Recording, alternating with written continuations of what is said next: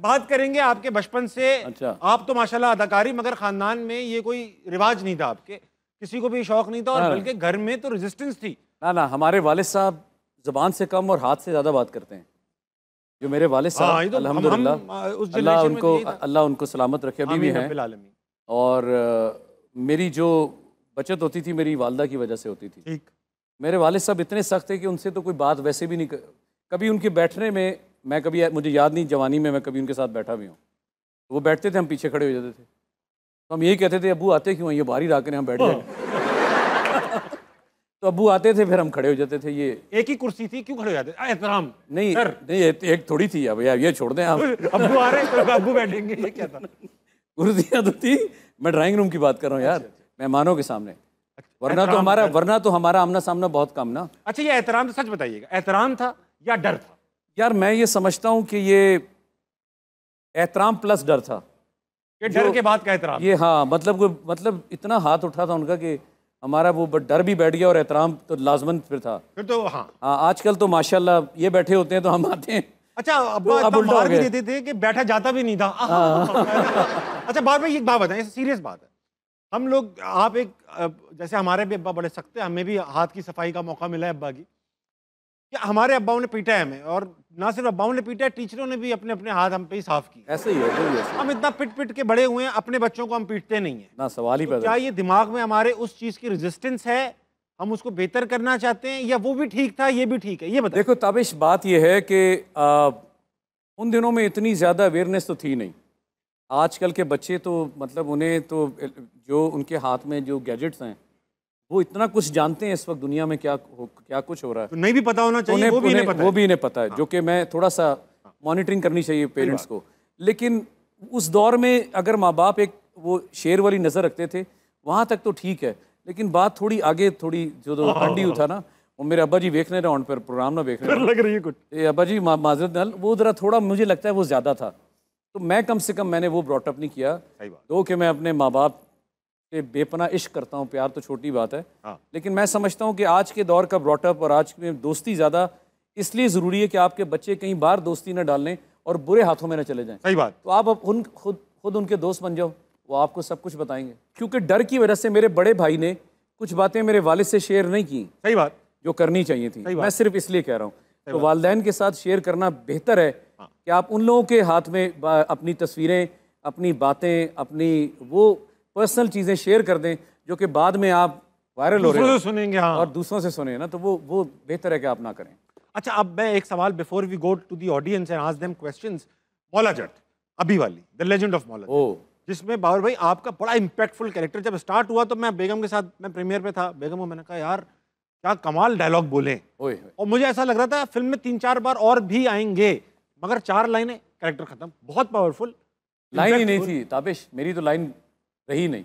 मेरे पास डायलॉग था कि लाइन तो रही नहीं, मौले नु मौला ना मारे, बस मौला नहीं फाइट सीक्वेंस, फाइट सीक्वेंस आया, लेकिन इवन देन आप एक आइकॉनिक फिल्म का हिस्सा बन जाए, फिल्म 750 समथिंग करोड़ कर जाए फिल्म, बहुत बड़ी बात है कि आप उसका हिस्सा हैं।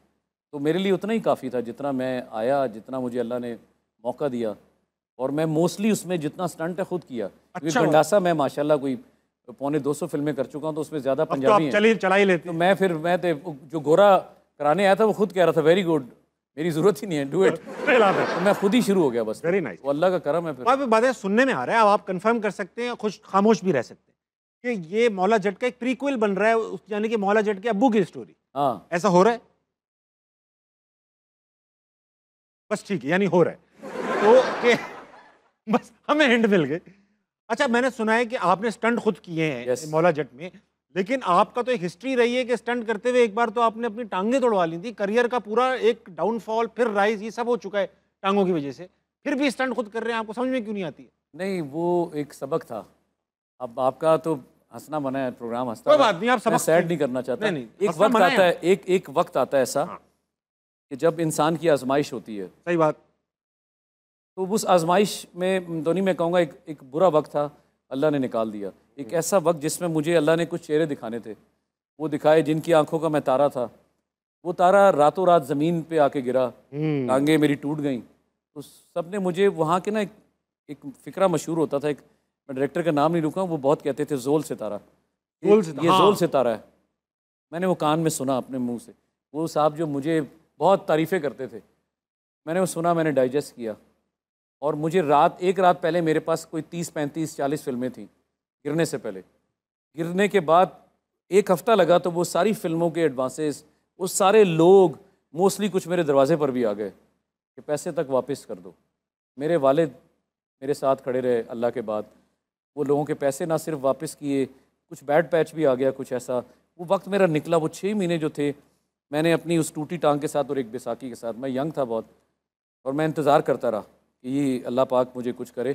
उस टूटी टांग के साथ फिर मैंने यहाँ फिर वो फिल्म की जिसका नाम था घर कब आओगे और मेहंदी वाले हाथ। जी हाँ, जी हाँ, जी हाँ। मुझे मनीला लेकर चले गए। हाँ।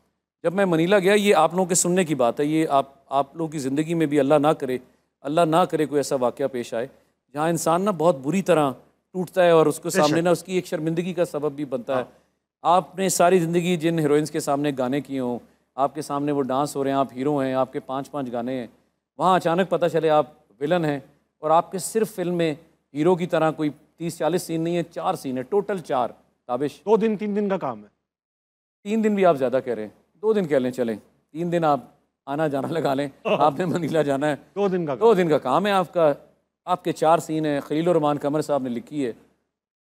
अब मैं जो रात में मनीला में मुझे फ्लाई करवाया गया, वो रकम मैं आपको बता नहीं सकता जिस पे मुझे कास्ट किया गया। बस मुझे मेरे कोई अच्छे हमदर्द थे, जिसमें सैयद नूर साहब मेरे उस्ताद, मैं उनका एहसान नहीं भूल सकता, खलील-उर-रहमान कमर साहब जिन्होंने लिखी, इन दोनों ने मुझे बहुत सपोर्ट किया। उन्होंने भी मेहंदी वाले हाथ मेरे लिए विलन की और घर का बाग में इन्होंने 4 लाइनें। तो मैं इनसे ये फ़िक्रा कह रहा था कि मेरे पास तो है ही कुछ नहीं, मैं 4 फ़िक्रें। उन्होंने कहा ये कर जाओ और इसको ऐसा करो कि तुम इससे पहले कभी किसी ने किया ना हो विलन। ठीक है। अब आपके लंबे बाल हैं, हीरो लुक है और आप सब चीज़ें हैं, सिर्फ आपकी टांग अब वो पहले जैसी नहीं रही, आप लंगड़ा के चल रहे हैं। और फिर भी मैंने हिम्मत की, मेरी वॉक शुरू हो चुकी थी। वो रात जब मैं गुजरा, मैंने अल्लाह ताला से वो आवाज़ मांगी, कोई ख़ास आवाज़ थी ख़ास। तो वो मुझे आवाज़ नहीं मिली। खैर सुबह की नमाज़ पढ़ी, कहीं आँख लगी, पता नहीं कब दरवाज़ा नॉक हुआ, सर आ जाएँ। लोगों के बुलाने के तरीके भी बदल गए, सर आ जाएँ, अब तो आ जाएँ प्लीज़। आ नहीं जाए कि 7 बजे ने तो 7 बजे के आ जाएँ। मैंने कहा अच्छा जी, कहाँ मुझे 10 बजे लेते थे, 7 बजे ही। तो मैं गया, मैंने अपना गेटअप किया, मैं लोकेशन पे पहुंचा। अब मैंने वो आवाज़ की प्रैक्टिस की हुई थी रात, वो नहीं निकली। अब मुझे वो लाइंस दी, तो वो लाइंस तो मुझे नहीं पता थी, लाइंस मैंने याद करते करते ताबिश वो आवाज़ मुझे मिली। वाह। जब मैंने आवाज़ वो बोली तो डायरेक्टर और पूरी कास्ट सिर्फ मुझे देख रही थी, ये मजाक कर रहा है, क्या कर रहा है।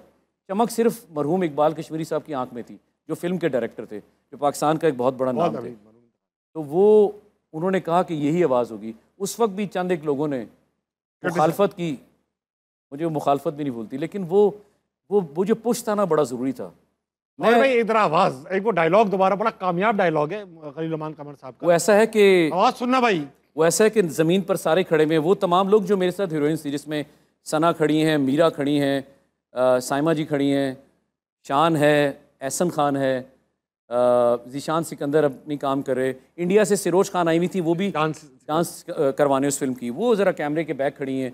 और उसके अलावा हुजूम है कुछ पाकिस्तानियों का। ठीक है। तो मैं पहली बार विलन आसमान पे देख रहा हूँ, मैं अल्लाह पाक मेरी मदद कर। तो वो एक्शन होता है तो मैं कहता हूँ, ओबराय की नाक में खुजली करते हो, मौत से पंगा लेते हो, डर नहीं लगता तुम्हें?